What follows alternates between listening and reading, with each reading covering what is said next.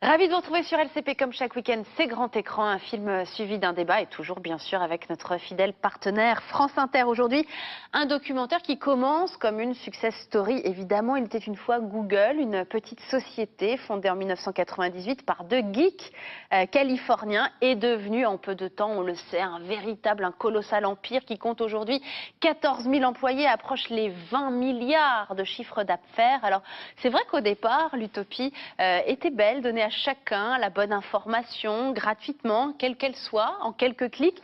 Depuis, le projet Google, par son énormité, semble avoir un peu perdu, c'est vrai quand même, de sa dimension purement philanthropique. Il n'empêche, sa réussite est phénoménale, comme l'est d'ailleurs celle de Facebook, comme l'est celle d'Apple, comme l'est celle de tous ces nouveaux acteurs de l'économie numérique, sans oublier ce qu'on appelle la nouvelle économie collaborative, participative, dont on nous parle de plus en plus.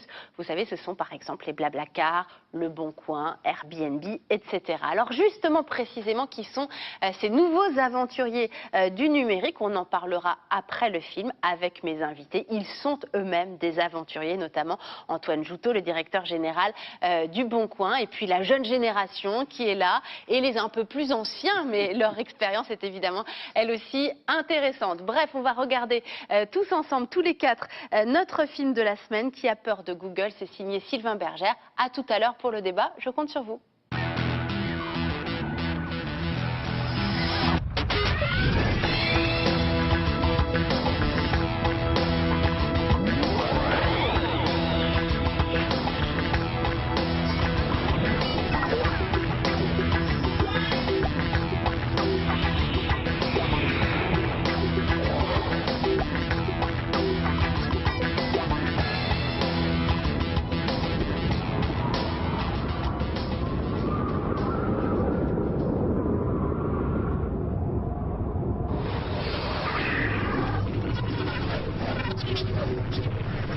Google knows a lot more about you than you know about Google. Je pense qu'ils veulent conquérir le monde, 3 petits points, de l'information. Google a envie effectivement de devenir le moteur de recherche ultime, c'est-à-dire à un moment donné, Internet c'est Google. We touch the most important thing to people, and that's information. They have said they keep everything and they keep it as forever. Quand on n'est pas sur Google, on n'existe pas. We like to under-promise what we're going to give and over-deliver. Ne faites pas le mal, nous disent-ils. Très bien, pas le mal. Et en même temps, il faut plaire à Wall Street. In our experience, they've erred on the side of making money. Google is today worth more than 6 times General Motors' value. You know, it has more gravity and perturbs the world in the way other companies can't.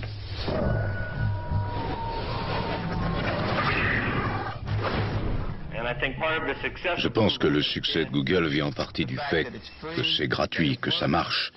Et lorsque les gens l'utilisent, ils en deviennent accros. Ils y retournent plusieurs fois par jour.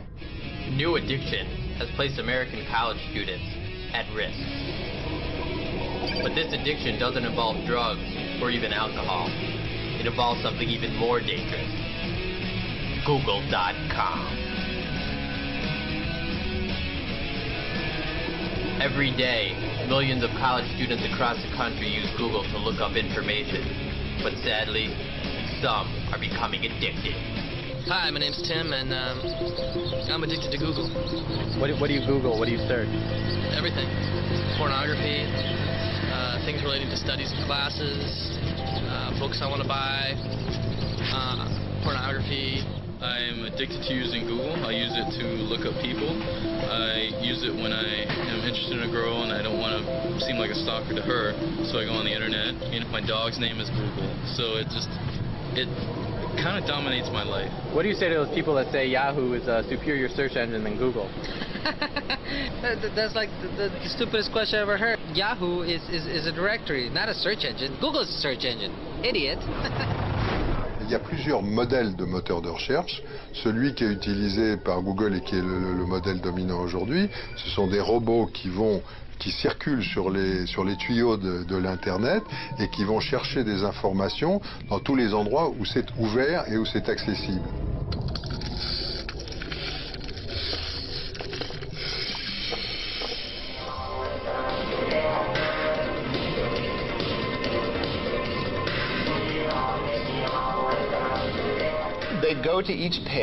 Ils vont sur chaque page, ils regardent chaque mot, ils les rapportent sur leur disque et ils indexent ainsi tous les mots de toutes les pages. Ils font ça en permanence pour toutes les pages du monde. Je vais vous donner un exemple. J'étais dans un bed and breakfast en même temps qu'une femme assez âgée qui m'a raconté comment elle avait découvert ce moteur de recherche génial nommé Google. Elle tapait le nom de ce qui restait dans son frigo, suivi du mot soupe, et elle obtenait une recette incluant ces ingrédients. Je crois que c'est l'exemple le plus terre-à-terre et le plus simple que j'ai rencontré. Listez ce que vous recherchez et laissez le moteur de recherche le trouver pour vous. Dans chaque site web, il y a plusieurs pages. Chacune des pages est, entre guillemets, pistée, traquée, et on calcule les liens qu'il y a entre deux sites web. Et donc, ce calcul vous permet d'avoir la pertinence. On trouve en haut de la liste les pages les plus populaires, celles qui ont été le plus visitées, donc considérées par les gens comme étant les plus intéressantes. Et c'est le cœur de leur système. C'est ce qu'on appelle l'algorithme PageRank.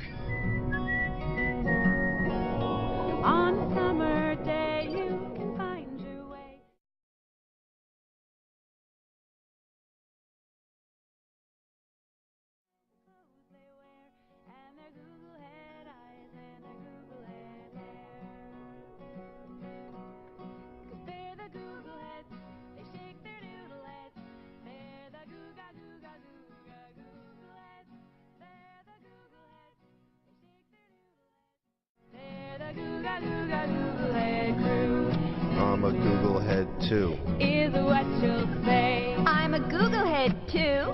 Is what you'll say. Il faut savoir que derrière l'algorithme de Google sont plusieurs dizaines de millions d'équations mathématiques qui vous donnent ce sentiment d'avoir des résultats, sentiment et aussi, ce qui est vrai, des résultats très pertinents. This is in some sense, if you imagine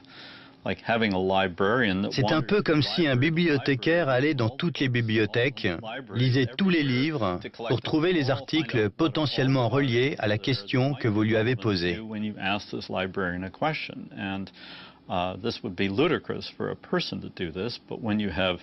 C'est évidemment impossible pour une personne, mais quand on a comme Google des dizaines de milliers d'ordinateurs qui passent leur temps à se balader sur le web, à analyser les ordinateurs en Russie, en Islande, en Turquie, en Argentine, dans le monde entier, soudain, une chose qui était inconcevable avant Internet devient tout à coup possible. Il faut simplement beaucoup d'ordinateurs pour le faire correctement.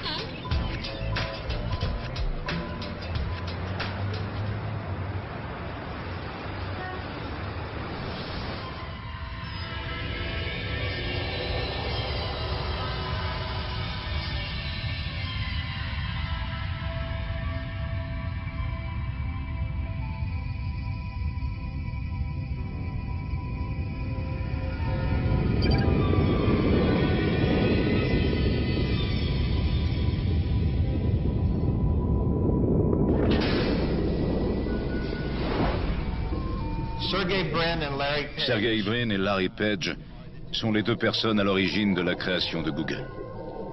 Ils sont très jeunes et ils ont tout juste la trentaine. Ils sont tous les deux fils de professeurs d'université. Quand Sergey Brin et sa famille sont arrivés aux États-Unis en 1979, il avait 6 ans. Ils ont quitté la Russie pour fuir l'antisémitisme. Le père de Sergey est professeur de mathématiques à l'université du Maryland. Sa mère est réellement une spécialiste des fusées, à la NASA. Le père de Larry Page a été le premier, il y a une dizaine d'années, a décroché un doctorat en sciences de l'informatique à l'université du Michigan. Donc, ces gars ont grandi avec les mathématiques, les ordinateurs.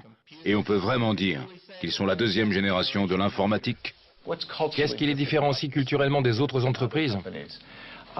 Bien moi, je dirais c'est la tyrannie des algorithmes. Pour eux, tous les problèmes peuvent être résolus en trouvant le bon algorithme. Je crois qu'ils font partie de ce qu'on peut appeler les accros de l'informatique de la Silicon Valley. Ils aiment les mêmes choses, les casse-têtes, les défis, ce genre de choses.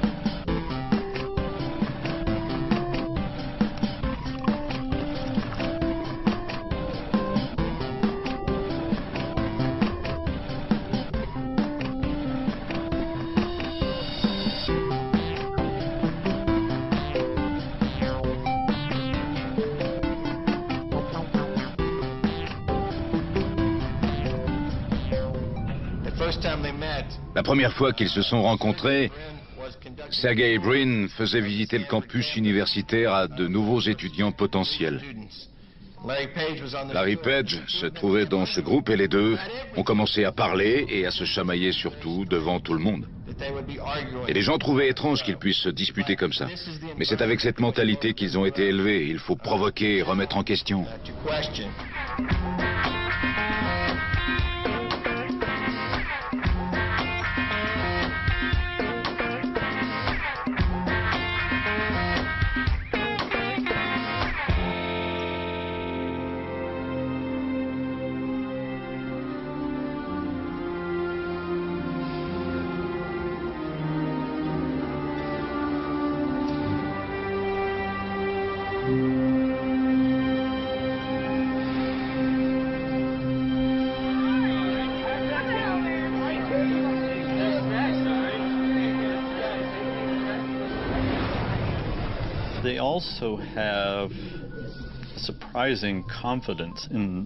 Je pense qu'ils ont aussi une surprenante confiance en eux-mêmes et en leur capacité à réaliser les choses qu'ils ont décidé d'accomplir. Ils s'intéressent à plein de choses, ils sont brillants et ils aiment aussi faire la fête et s'amuser. Ils aimaient faire du roller dans le campus de Stanford.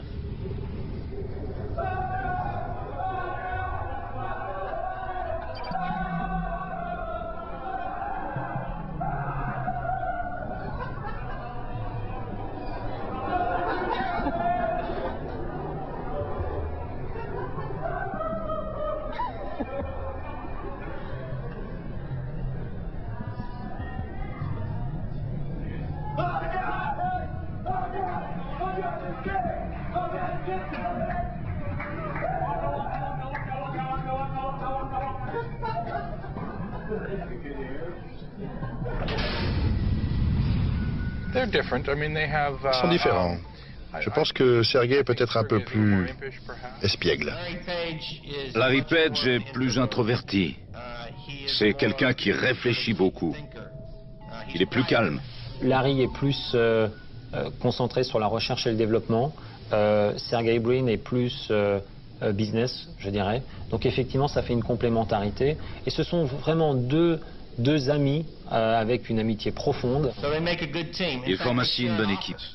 Ils partagent un bureau comme à l'université de Stanford. Ils me donnent l'impression d'être comme beaucoup de jeunes gens de leur âge qui ont du talent et qui veulent rendre le monde meilleur. Je ne sais pas vraiment s'ils étaient comme ça avant leur arrivée à Stanford, mais j'aimerais bien croire que Stanford a renforcé cette idée qu'une personne peut bien faire en faisant le bien.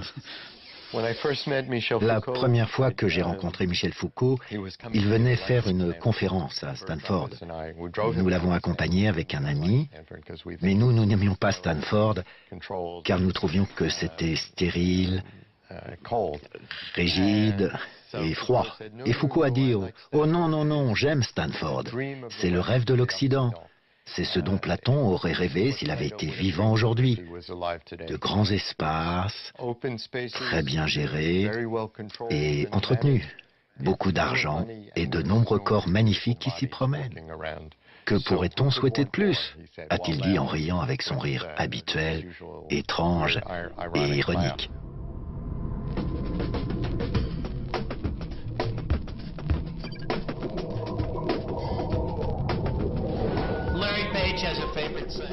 Larry Page a une expression favorite.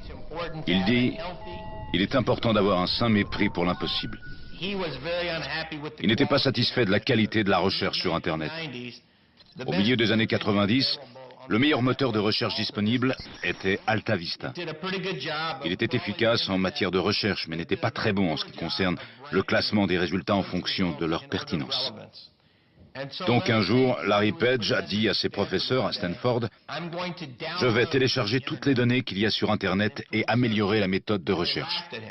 Ils se sont moqués de lui, parce qu'ils ne croyaient pas un instant qu'un étudiant pourrait télécharger Internet. Et pourtant, il l'a fait.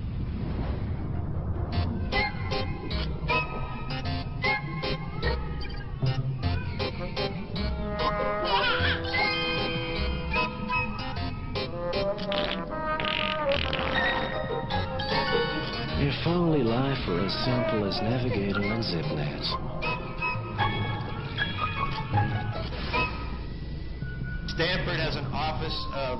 Stanford a un bureau de brevets technologiques.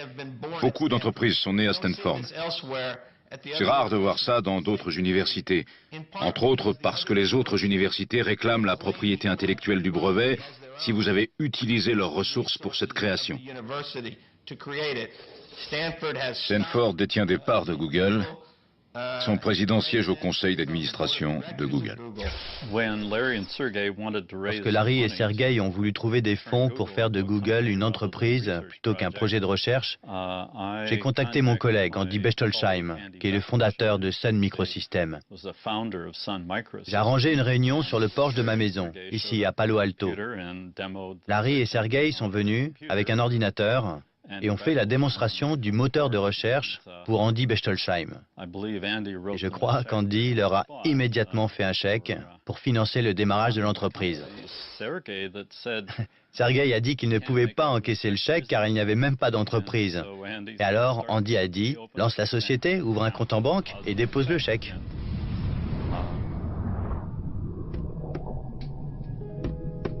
Rastafari is his name.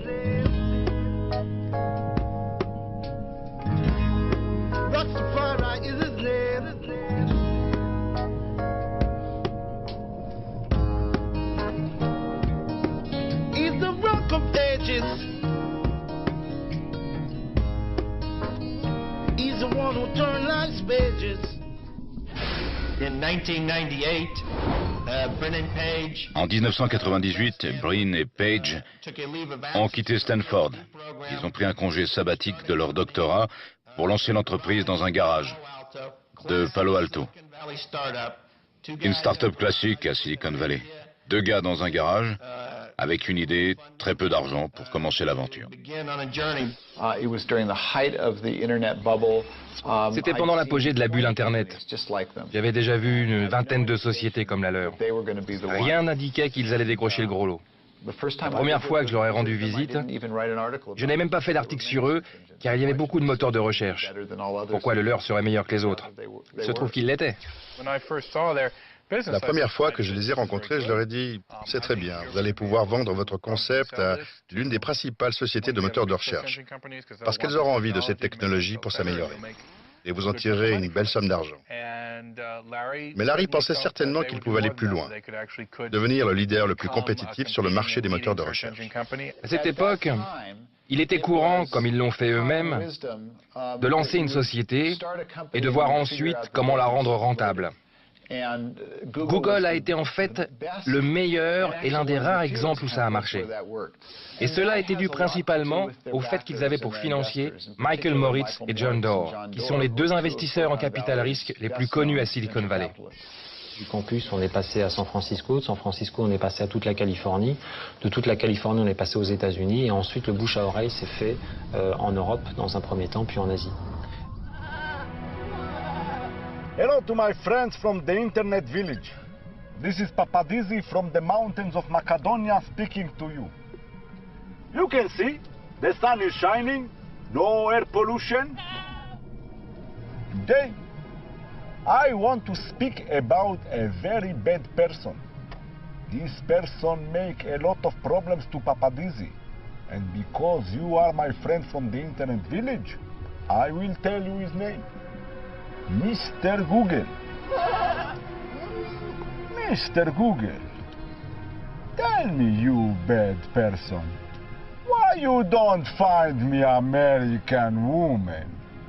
Where do you hide all these American women, huh? I give you a very good deal. You find me American woman, I give you a goat. Ah, what do you say, Mr. Google? What do you say? Maybe you say one goat is not enough. Okay, how many goat do you want? 2? 3? 4, 5, how many? No deal, Mr. Google. No deal. You know what? I go to Mr. Yahoo. He will find me American woman.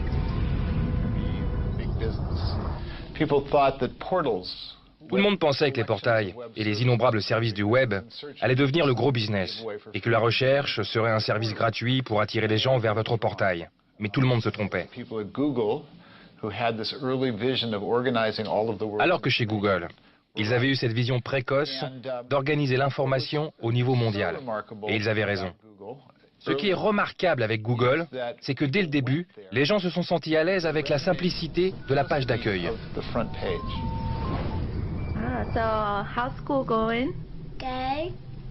Good. Tell me a little bit about school. I paint. You paint? What do you paint?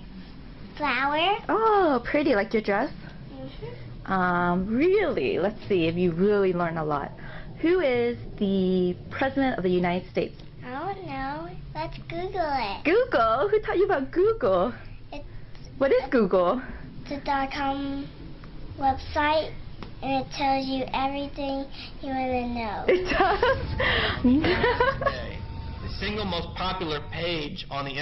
La page la plus populaire sur Internet, c'est la page d'accueil de Google. Google.com avec son fond blanc et ce logo qui nous est familier. Il n'y a pas une seule publicité sur cette page. Et elle rend fou les investisseurs qui soutiennent Sergey Brin et Larry Page. Ils disent, voilà, c'est la page d'accueil la plus populaire, la plus vue, et vous ne voulez pas y mettre de publicité. C'est parce qu'ils veulent que cette page se charge le plus rapidement possible. Leur but, c'est de laisser les utilisateurs trouver leur information aussi vite que possible et ensuite de leur proposer des publicités qui ne sont pas envahissantes et qui sont pertinentes par rapport à leurs recherches. Google s'est dit, puisque les gens sont en train de chercher une information, il serait peut-être intéressant d'aller voir les annonceurs et de leur dire, écoutez, moi, dans ma boutique, j'ai tant de gens qui cherchent telle requête qui se trouve être un produit que vous vendez. Exemple, il s'agit d'aller voir un voyagiste qui dit, j'ai 300 000 requêtes liées à un voyage au Maroc tous les jours en France, j'en ai 300 000, combien vous voulez m'en acheter? Donc en fait, Google vend aux annonceurs de la publicité qui consiste en un lien sponsorisé qui va apparaître sur les côtés et au-dessus. Le programme de Google AdWords, son programme de publicité, permet à toute entreprise ou individu d'enchérir ou d'acheter des termes ou des mots. Bon, je vends des voitures. Je vais acheter ce mot-clé et je suis prêt à payer, disons, $3 à chaque fois que quelqu'un clique sur ce mot. Et donc Google rentre ce mot dans le système. Bien sûr, voiture est un mot très populaire. Il y a plein de gens qui veulent acheter ce mot-clé. Par conséquent, ce qui se passe, c'est que je dis « je paierai jusqu'à $3 » et d'autres disent « d'accord, je paierai $4 ou $2 ou plus ». Ce qui se passe, c'est qu'on participe à une sorte d'enchère. Quand un utilisateur va chez google.com et fait une recherche sur le mot voiture, la publicité qui sera affichée en haut de la pile sera celle de l'annonceur qui aura misé le plus d'argent. Mais même si je dis OK, je suis prêt à payer $20 à chaque fois que quelqu'un clique sur voiture, si personne ne clique sur ma pub, Google peut refuser de l'afficher. Ça fait partie du système. Ça ne dépend pas uniquement de ce que je suis prêt à payer, mais aussi du point auquel ma pub est intéressante. Donc qui passe en premier? C'est l'annonceur qui aura réussi à avoir le plus de clics et avoir payé le plus cher. Il y a un vieux dicton dans le commerce de l'Internet qui dit que les entreprises qui font le plus d'argent sont les 3 P. Pilule, pornographie et poker. Typiquement, les mots les plus chers sont ceux liés aux jeux, au porno ou aux médicaments. Donc on a là une forme de publicité intelligente qui tient compte de la popularité elle-même de la publicité. Chose que vous n'avez pas en télévision, où là, le téléspectateur subit la publicité, il n'a rien demandé, et en plus on lui met devant les yeux des publicités qui n'ont généralement rien à voir avec le programme qui est exposé sur les écrans. 95% ou plus des revenus de Google sont générés par la publicité en ligne. C'est probablement l'un des nouveaux supports publicitaires les plus puissants du monde. Et sa croissance est fulgurante. Tous les autres mettent des bannières et des trucs qui se promènent à travers l'écran. Et ça exaspère les internautes. Le succès de Google est, je pense, en partie dû au fait qu'ils n'irritent pas leurs utilisateurs.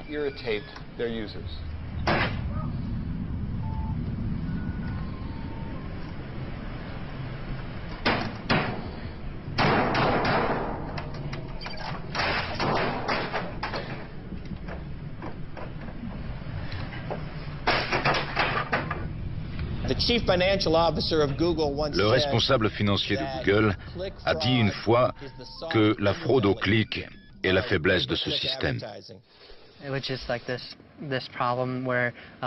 C'est lorsque les gens cliquent illégalement sur des pubs pour tromper les annonceurs et les dépouiller de leur argent.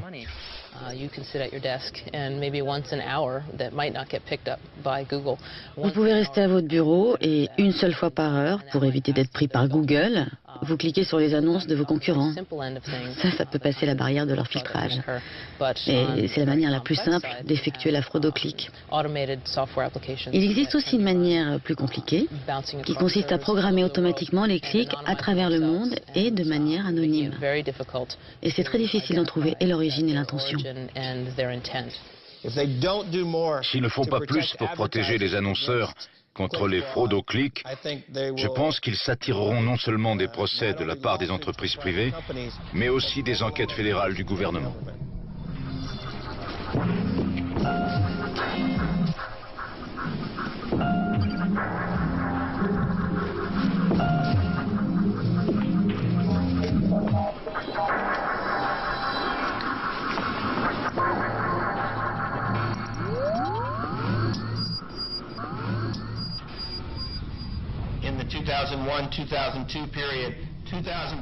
C'est entre 2001, 2002 et 2003 que Google a décollé.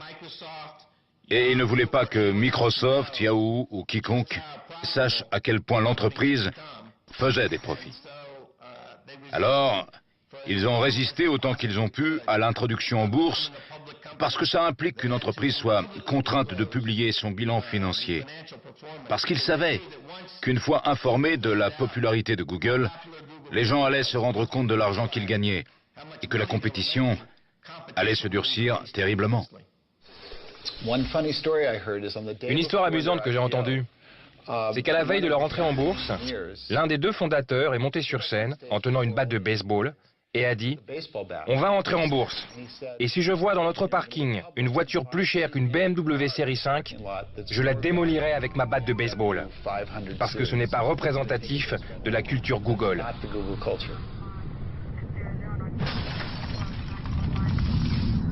Quand Google a été mis sur le marché, ils ont bravé un certain nombre d'usages établis par les grandes sociétés par actions de Wall Street et les sociétés d'investissement qui pilotent les introductions en bourse.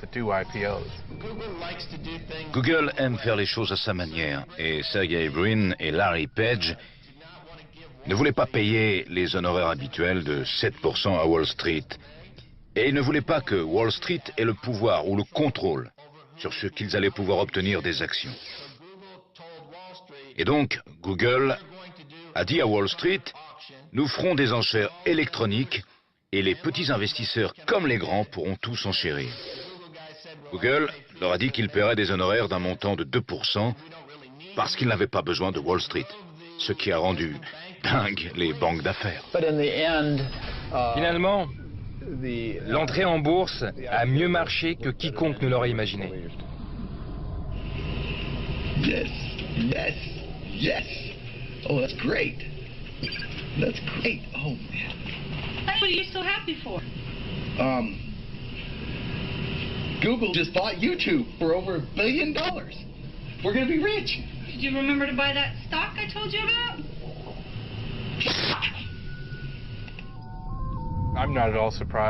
Je ne suis pas surpris qu'après avoir été dans le tumulte d'une entrée en bourse, au cœur de Wall Street et du commerce, il souhaite échapper à tout ça pendant un petit moment pour profiter de la vie dans une communauté alternative.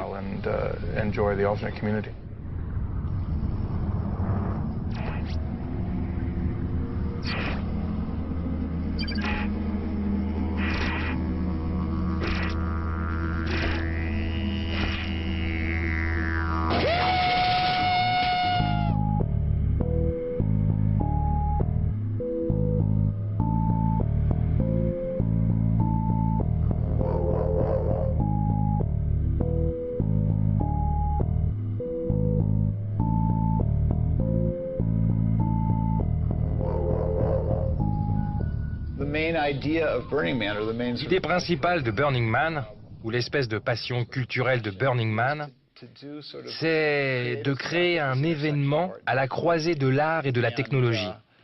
Et je pense que ça, c'est très proche de l'âme des fondateurs de Google.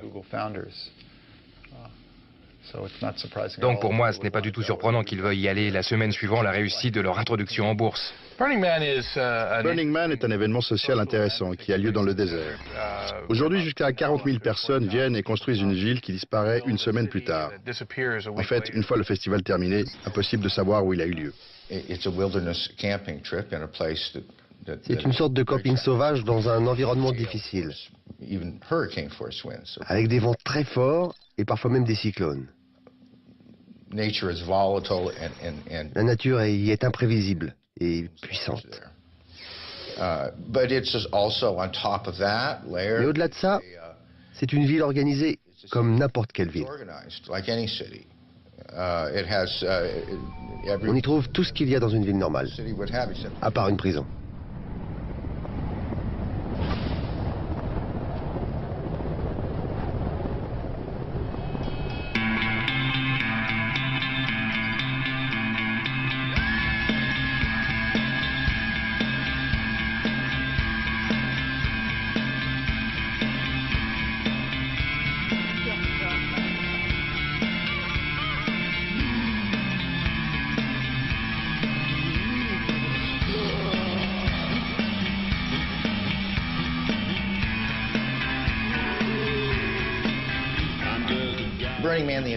L'événement Burning Man, c'est un rassemblement de plusieurs milliers de personnes sans aucun échange commercial. On a appelé ça l'économie du don. Ce n'est pas une idéologie qui régit cette communauté, c'est une éthique. C'est dans la lignée des happenings. C'est les beatniks et surtout les hippies qui faisaient des happenings, Ginsberg et d'autres. Ils se réunissaient dans des endroits plus ou moins désolés, en dehors de la société, dans un coin de nature sauvage. Et là, ils inventaient de nouveaux mondes temporaires, mais de nouveaux mondes où il y avait beaucoup de drogue, beaucoup de sexe, beaucoup d'auto-expérimentation et d'expérimentation corporelle.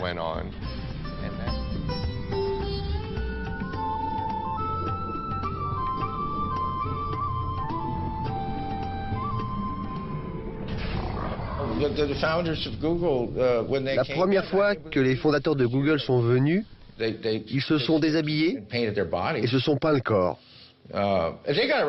Ils ont pigé tout de suite. Ils ont pigé tout de suite. C'est intéressant que ce soit des patrons qui soient venus. L'idée d'aller dans un territoire vierge, ouvert, pour créer des choses totalement nouvelles dont on ne connaît pas encore l'utilité, ne leur était pas étrangère. C'est la nature du business comme ils l'entendent, et ils le comprennent très bien, je crois. Mon ami, le professeur Michel Foucault, avait une bonne formule, se déprendre de soi. Construire d'une part une personnalité flexible qui va changer, et d'autre part une personnalité qui explorerait ses limites intérieures. C'est quelque chose qui intéresse ce genre d'entreprise. Nous avons eu l'idée de concevoir un modèle 3D de toute notre cité qui serait si réaliste que ça en serait troublant. Alors nous sommes allés voir Google et nous leur avons expliqué ce que nous avions en tête. On pourrait tourner autour, voler par-dessus, se promener dedans. On est allé les voir et ça les a tout de suite excités. Il y a eu une première réunion où ils ont dit « On adore, on va s'y mettre ». Il n'y a pas eu de négociation financière. Ils étaient prêts à nous l'offrir. Ce n'est pas surprenant. Vous savez, je crois qu'ils ferment quasiment durant le rassemblement de Burning Man. On dit même que le fait d'être venu à Burning Man est pour eux un critère d'embauche. C'est plutôt intéressant. J'ai eu l'occasion de parler à une de leurs cadres et elle m'a dit « Vous savez, on aime juste faire des trucs qui nous plaisent, qui paraissent intéressants. Et on verra le côté financier plus tard. » Le danger serait que Google rachète Burning Man et en fasse son Disneyland personnel. Mais ça n'est pas le but. Pourquoi voudraient-ils le racheter? Ils veulent y apprendre, s'en servir, y participer, ils veulent y expérimenter. Donc c'est dans l'intérêt du capitalisme mondial avancé d'être proche, et même impliqué dans ce genre d'expérimentation. Mais s'ils contrôlaient ces endroits, ils les ruineraient et ils ne fonctionneraient plus comme ils le devraient.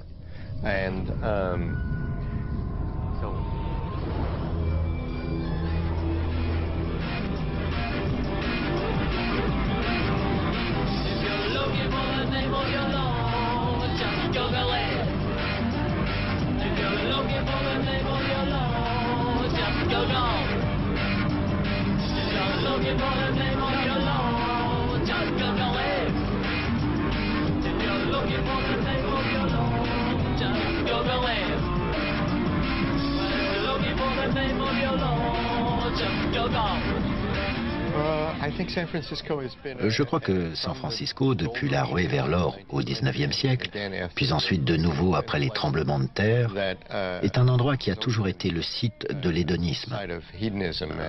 Ça a été un endroit anticonformiste durant toute son histoire, et ça a toujours été une ville un peu rebelle. Il faut savoir que la famille de William Burroughs a fait sa fortune chez IBM.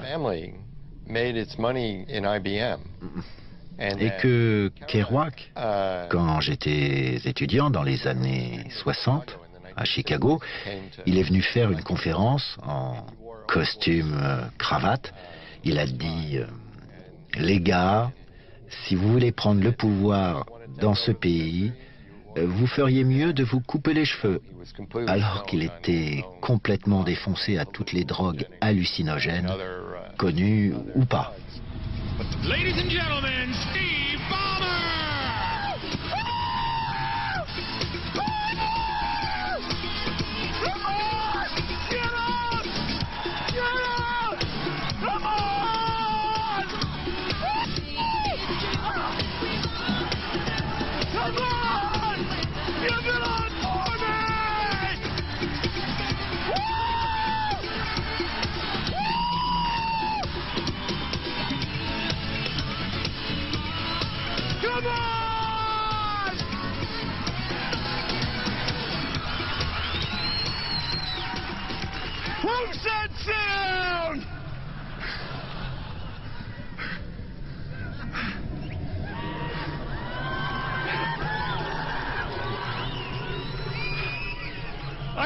words for you.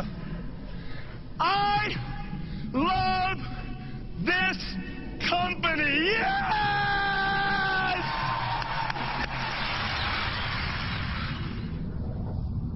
Hey man, fais ce que tu veux. Hey man, sois libre. Hey man, vise un peu ça. Hey man, c'est ma vie. Ne me dis pas ce que je dois fumer, ne me dis pas avec qui je dois coucher, donne-moi un boulot et je le ferai. Le reste ne te regarde pas. Et sans trop exagérer, cet esprit fait partie de l'énergie californienne, encore aujourd'hui.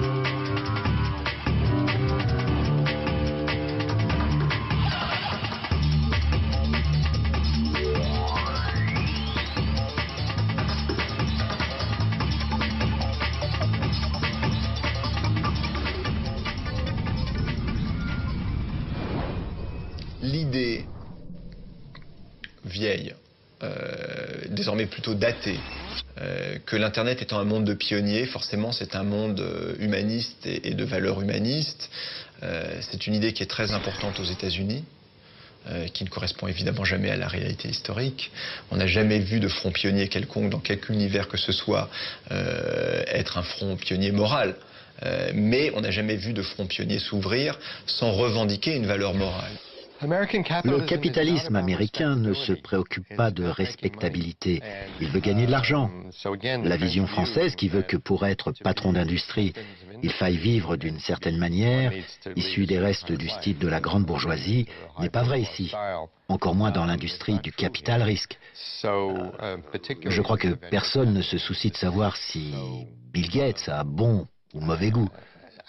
Ce qui compte, c'est ce qu'il a accompli. C'est intéressant de penser que Bill Gates a créé la plus grande fondation du monde, que Google a aussi sa fondation, ce qui fait aussi réfléchir. Ça fait partie du jeu capitaliste américain protestant qui consiste à prendre et à donner selon ses propres termes. Chez beaucoup aux États-Unis, une bonne conscience et un sentiment, encore une fois, que la prospérité matérielle à quoi on atteint est le signe non seulement de son efficacité capitalistique, mais d'une certaine façon de son mérite civique. Alors là, c'est pas nouveau, ça remonte à l'Antiquité. Google vient de créer une fondation à but lucratif. C'est inédit. Est-ce bien ou mal? Les gens ont diverses opinions là-dessus. Mais l'idée de changer le modèle pour le rendre plus efficace et améliorer le monde est tout à fait dans la ligne de ce qu'ils font. Leur premier projet est d'éliminer la polio en Inde. Et de le faire sans l'État ou l'ONU, mais en se servant des nouvelles technologies et les téléphones portables qui peuvent être distribués dans tous les villages de l'Inde afin que les rapports épidémiologiques soient beaucoup plus précis qu'avec n'importe quel autre appareil bureaucratique existant. Et ils veulent aussi mettre en place ce modèle de façon à ce que ce soit eux, probablement, qui vendront les téléphones portables, les logiciels, les connexions, je ne sais quoi. C'est très américain. Quand vous avez du succès et que vous êtes riche, vous pouvez vous permettre d'avoir plus d'éthique.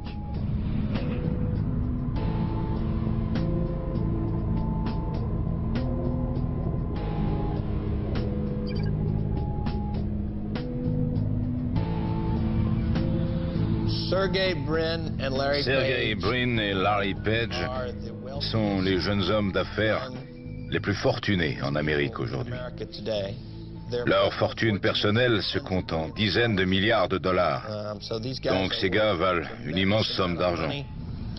Mais ils restent motivés et concentrés sur Google, car c'est ce qu'ils aiment faire.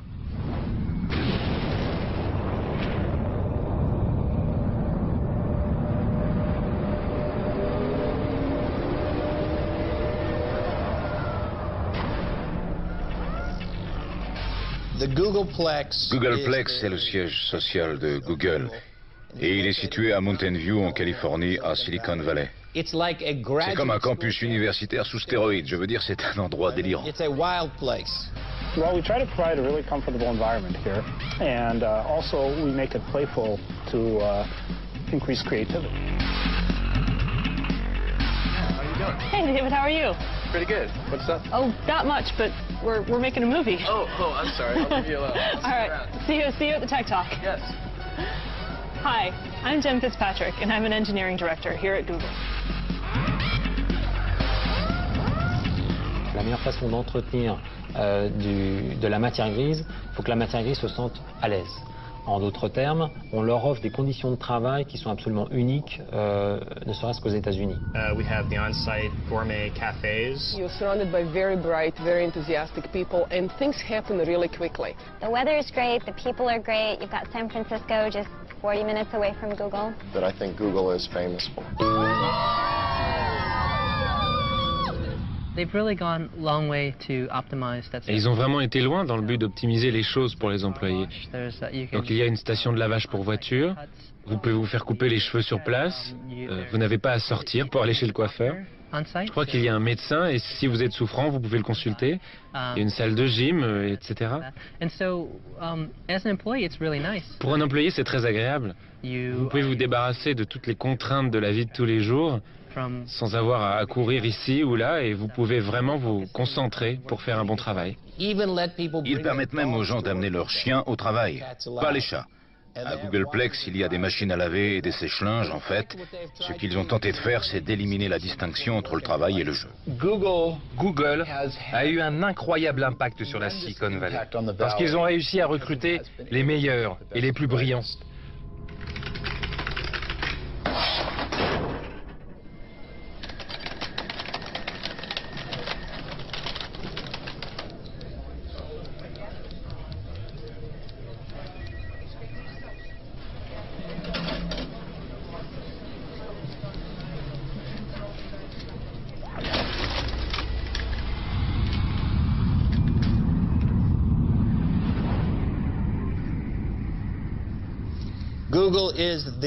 Google est le lieu où il faut être. C'est l'endroit le plus coté où vous puissiez être. Ils ont embauché de nombreuses personnes très talentueuses de chez Microsoft, de chez IBM et d'autres entreprises de technologie. Bill Gates a dit, à mon avis, Google est une menace pour Microsoft. MSN, le moteur de recherche de Microsoft, a énormément investi pour tenter de rattraper Google. Et jusqu'à présent, ils ont perdu du terrain. C'est pour moi extraordinaire. Vous voyez, voici la première entreprise informatique au monde qui s'évertue à rattraper Google et qui n'y arrive pas. Avec le temps, ils seront de plus en plus amenés à empiéter sur le domaine de l'un ou de l'autre parce que Google offre beaucoup de choses variées. Les feuilles de calcul, des programmes de traitement de texte et d'autres programmes. Et cela gratuitement, sur le web. Toutes choses qui sont maintenant payantes chez Microsoft. Microsoft a peur qu'on puisse se passer de Microsoft Windows.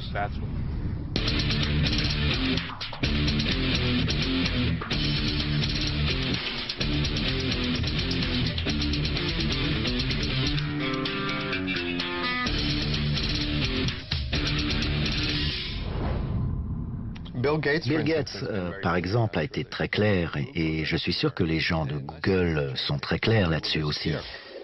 S'ils cessent d'évoluer, ils vont disparaître. Bill Gates a loupé l'Internet et tente de le rattraper depuis. Google les a pris par surprise, alors ils dépensent beaucoup d'argent pour tenter de savoir ce qu'ils peuvent faire pour survivre dans le monde de Google. Ce qui a tendance à inquiéter les acteurs sur Google, c'est finalement cet effet bulle financière qui s'est recréé autour de leur valorisation et qui leur donne justement les capacités d'investir, d'acheter YouTube ou d'acheter d'autres sociétés avec une valorisation complètement démente. Donc ça donne une idée du pouvoir de Google d'action dans une sphère économique. Mais malgré tout... Choose life, choose a job, choose a career, choose a family, choose a homepage. Google est présent dans plus de 100 pays et dans plus de 100 langues différentes. Google est la société qui atteint le plus gros chiffre d'affaires et plus rapidement que n'importe quelle autre société dans l'histoire des États-Unis. Je pense que Google sera encore plus grand que Microsoft ou IBM parce que la plateforme sur laquelle il repose, Internet, est plus grande.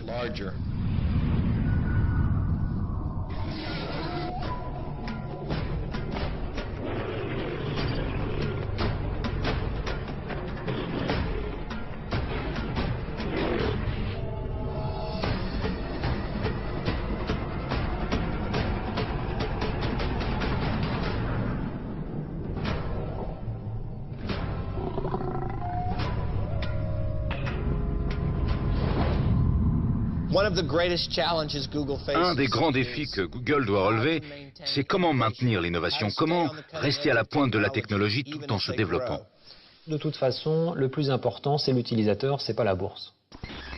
Focalisons-nous sur un produit qui va être apprécié par les utilisateurs. C'est notre premier client, ce sont nos utilisateurs. Ce n'est pas l'analyste à Wall Street. Google a proposé une quantité de nouveaux services, et ils disent toujours la même chose lorsqu'ils en lancent un. En tant que journaliste, quand je les appelle et qu'à la fin de la conversation, je leur demande « Quel bénéfice allez-vous en tirer ?» Ils disent « Oh, on n'y avait pas encore réfléchi à ça. » Et vous savez, s'il s'agissait d'une autre entreprise, on rirait. Mais il se trouve que Google détient le monopole. Par conséquent, il peut financer tous ces nouveaux services, et ce n'est pas important s'il ne gagne rien. En fait, ils lancent ces services dans le but de les expérimenter et ils y trouveront peut-être un bénéfice par la suite.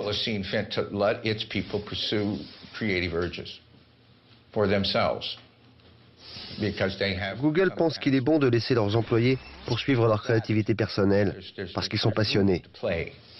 Il y a une latitude de la place pour jouer. Et jouer, c'est en fait très utile.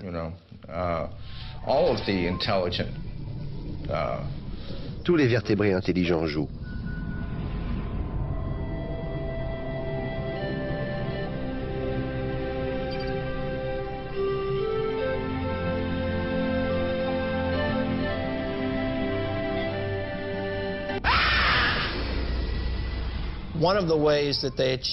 Une des manières pour eux de réussir l'innovation technologique, de garder la motivation et la loyauté des employés, a été d'instaurer le 20% du temps. Ils donnent la possibilité à chaque employé, un jour par semaine, ou une semaine sur 5, de travailler sur ce qui l'intéresse, sur ce qui le passionne, pas sur quelque chose que le patron voudrait qu'il fasse, mais sur ce que lui a envie de faire. Ça ne doit pas être nécessairement en rapport avec Google. C'est comme ça. Vous travaillez sur ce qui vous intéresse. Et grâce à ce 20%, Google a développé quelques-uns de ses produits les plus intéressants et les plus novateurs. Google News, Gmail, l'email de Google et d'autres produits sont nés de ce 20%. Come in. So who called the cops?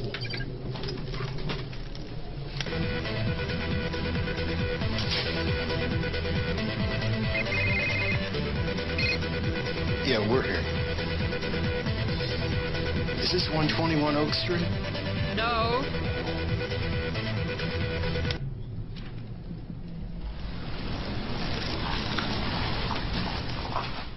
Well, I worked at Google for J'ai travaillé chez Google seulement 2 semaines.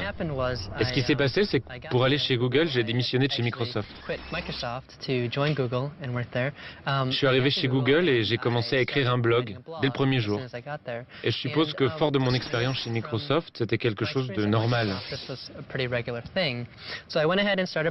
Alors lorsque j'ai commencé mon blog, j'ai blogué sur des choses personnelles et sur mon travail chez Google. Et donc j'ai blogué assez ouvertement, mais sans exposer de secrets. La moitié des employés pensaient « Mon Dieu, que fait ce type, il est fou !» Et l'autre moitié des gens qui travaillaient chez Google m'envoyaient des emails privés en disant « J'adore ce que vous faites. Il était temps que quelqu'un révèle au monde que nous sommes humains aussi, que nous sommes des gens réels. » Et ce que je n'avais pas réalisé à cette époque, qui était une erreur de ma part, c'est que Google a une culture très différente de Microsoft. Google est très secret. Et donc ils sont venus me voir en me disant « C'est intéressant, mais que se passe-t-il ici ?» Et donc on en a parlé. Et à l'époque, vous savez, ils étaient inquiets, mais ils ont dit « Ok, vous pouvez continuer à tenir votre blog. C'est cool, mais assurez-vous de ne pas évoquer des questions délicates, comme les choses confidentielles ou des trucs financiers, etc. » Donc j'ai dit « D'accord, c'est super. » Et j'ai continué, et 2 jours après, c'est-à-dire la fin des 2 semaines, ils m'ont convoqué en me disant que j'étais licencié. C'était choquant.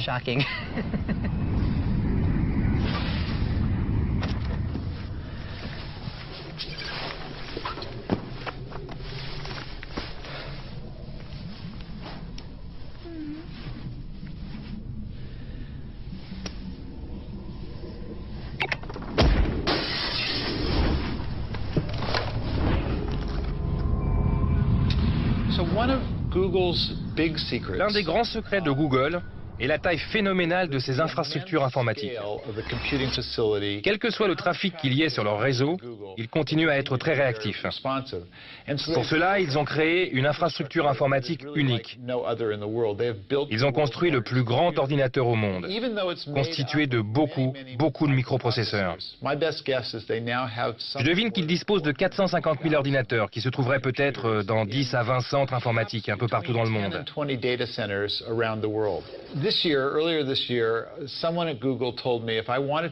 début de l'année, quelqu'un de chez Google m'a dit que si je voulais trouver leur plus récent centre informatique, bien qu'ils le tiennent secret, j'aurais simplement à rechercher le lieu où l'électricité et la fibre optique sont les moins chers en Amérique. Ça m'a pris seulement 10 minutes pour trouver cet endroit, en utilisant Google. Il est situé au Delaware, qui est le long de la rivière Columbia. Ils y ont construit 2 centres. Ils font chacun la longueur d'un terrain de foot et la moitié en largeur. Je n'ai pas reçu la permission d'y pénétrer. La capacité de traitement de Google est la plus grande au monde aujourd'hui. Ça doit être plusieurs fois ce que les administrations les plus puissantes ou les entreprises les plus puissantes ont. C'est sans commune mesure. Ils sont sur une autre planète dans ce domaine-là.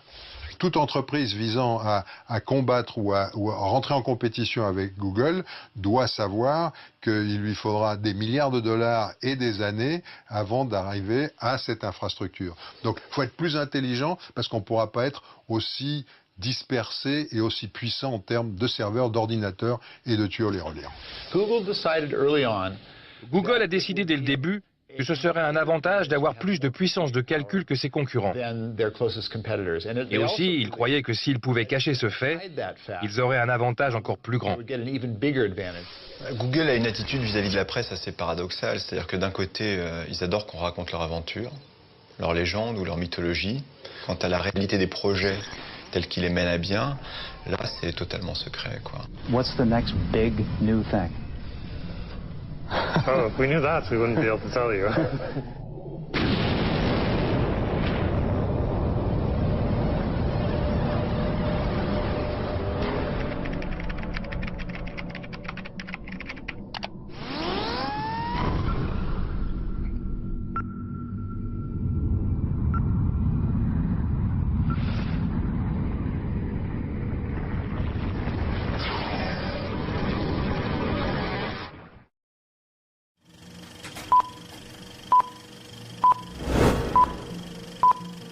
Nous vivons une époque, les prophéties de la Bible vont s'accomplir.